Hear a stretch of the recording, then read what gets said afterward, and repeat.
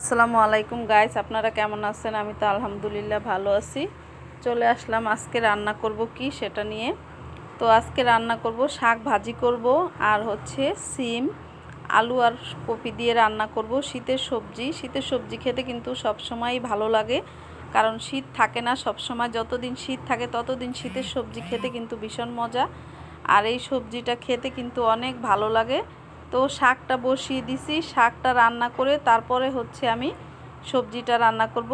তো শাকটা আগেই বসিয়ে দিছি, অফ ক্যামেরাতে আমি কাঁচামরিচ আর হচ্ছে একটু লবণ দিয়ে শাকটা ঢেকে বসিয়ে দিলাম। আর কি শাক রান্না করছি সেটাও বলে দিই। আমি হচ্ছে এখানে খুদুরি শাক নিছি, আর হচ্ছে হেঁচি শাক আছে, লাল শাক আছে। তো 3-4 পদের শাক আছে এখানে একসাথে। এগুলো আটি বাঁধা ছিল বাজার থেকে। কালকে যখন মাছ নিয়ে আসছে ওর বাবা, তখনই হচ্ছে শাকগুলো আমার খুবই পছন্দ হয়েছিল। তো আমি বললাম যে এই শাকটা আমি নিব, তো সেই শাকটা নিয়ে আসছি। 3 আটির মতো আনছি। তো একদম রান্না করলে অনেকটা কমে যায় এই শাক, অল্প একটু হয়ে যায়। তো সেই জন্য 3 আটি নিয়ে আসলাম। তো শাকটা রান্না করার পর দেখলাম একদম মিশে অল্প একটু হয়ে গেছে, আর এত মজা হয়েছিল শাকটা। দুপুরে আমি এই শাক দিয়ে 1 প্লেট ভাত খেয়ে নিছি, এতটা মজা।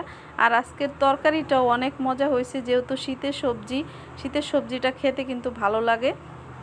তো যাই হোক, আমার শাকটা কিন্তু হয়ে গেছে, আর মাছটা আমি পাশের চুলাতে নিয়ে তারপরে হচ্ছে শাকটা এখানে বাগার দিয়ে নিতেছি। তো এখানে শাক বাগার দিলে একটু বেশি করে রসুন দিলেই শাকটা কিন্তু মজা হয়।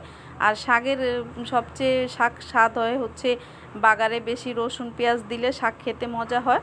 তো আমি পেঁয়াজ আর রসুনটা দিয়ে আজকে শুকনো মরিচ দেইনি, একটু শরীরে মনে হচ্ছিল একটু গ্যাস, তো গ্যাসের সমস্যাটা জাল খেলে আমার হয়, আর শুকনো মরিচ বাগারে দিলে হয়। তারপরেও মাঝে মধ্যে হচ্ছে শুকনো মরিচ দিয়ে শাক বাগার দেই, ডালের ভিতরেও দেই, খেতে মন চায়। কিন্তু শুকনো মরিচের যে একটা ফ্লেভার গ্যারান, সেটা কিন্তু অনেক ভালো লাগে।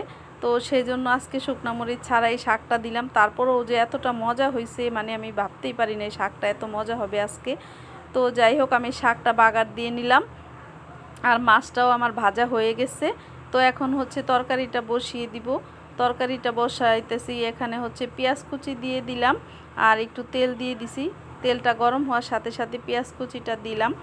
আর সিম আলু কফি দিয়ে রান্না করলে কিন্তু খেতে অনেক ভালোই লাগে।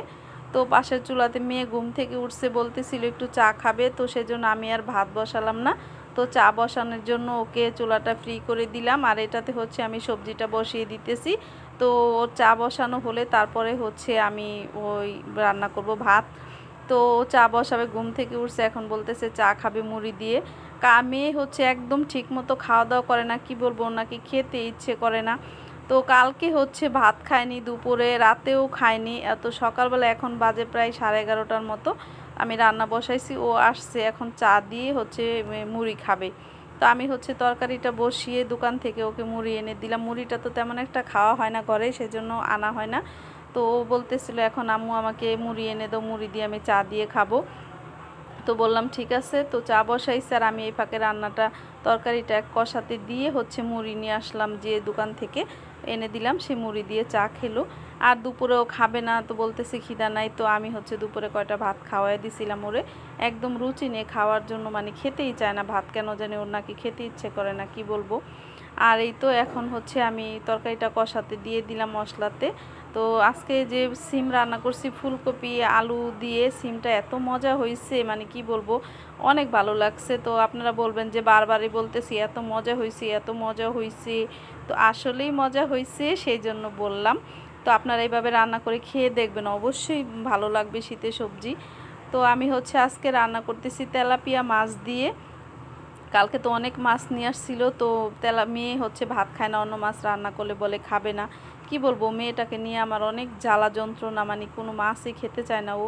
তো মাছ কিন্তু না খেলে হয় না, মাছ খেতেই হয়, মাছ ছাড়া কি আর ভাত খেলে পেট ভরে বলেন। কিন্তু ও মাছ খেতেই চায় না। তো ভাবলাম তেলাপিয়া মাছটা যেহেতু একটু পছন্দ করে, তো আজকে তেলাপিয়া মাছটাই রান্না করি। তো সেজন্য তেলাপিয়া মাছ দিয়ে রান্না করলাম, আর দুপুরে ভাত খেলো, বললো আম্মু অনেক মজা হয়েছিল তরকারি আজকে। তো সেজন্য কয়টা ভাত খাইলাম। তো যাই হোক, এই তরকারিটা একদম কষানো হয়ে গেছে। তো আমিও দোকান থেকে চলে আসছি, আইসা তরকারিটা দেখা তারপরে হচ্ছে ঝোলের পানি দিয়ে দিলাম, আর এই তো মাছ দিয়ে দিলাম। তারপরে কালকের হচ্ছে রাত্রেবেলা হচ্ছে মাছ ভাজছিলাম ভাত খাওয়ার জন্য। দুপুরে যেহেতু খিচুড়ি রান্না করছিলাম কালকে, তো রাতের জন্য ওর বাবা হচ্ছে বাহিরে গেছিলো, বাহির থেকে রেস্টুরেন্টে হচ্ছে বন্ধু বান্ধবের সাথে গেছিলো, সেখান থেকে খেয়ে আসছে। তো ফোন দিয়ে বলছে আমাকে যে আমি খাবো না, তোমরা খেয়ে নিও। তো আমি হচ্ছে খিচুড়ি ছিল অনেকটা, তো খিচুড়ি রাত্রে আর কেউ খাবে না, আর মেয়ে তো রাত্রে একদম ভাত খায়নি, একটু বাহিরে গেছিলো, সেখান থেকে ফুচকা খেয়ে আসছে দুই ভাই বোন।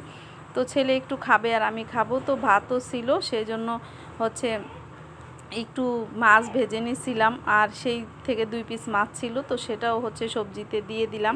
আর ভিডিওটা দেখবেন, কমেন্ট করে জানাবেন, ভালো লাগলে শেয়ার করে দিবেন, লাইক দিবেন, সাবস্ক্রাইব দিবেন, আর পেজে দেখে থাকলে ফলো দিয়ে লাইক দিয়ে সাথেই থাকবেন। তো এই তো আমার তরকারিটাও একদম রান্না হয়ে গেছে, ঝটপট করে রান্না করে নিলাম আজকে। আর এইভাবে রান্না করে দেখবেন, অনেক ভালো লাগবে খেয়ে। সবাই কমেন্ট করে জানাবেন কীরকম হলো ভিডিও, আর বেশি বেশি করে কিন্তু ভিডিওটা শেয়ার করে দিবেন।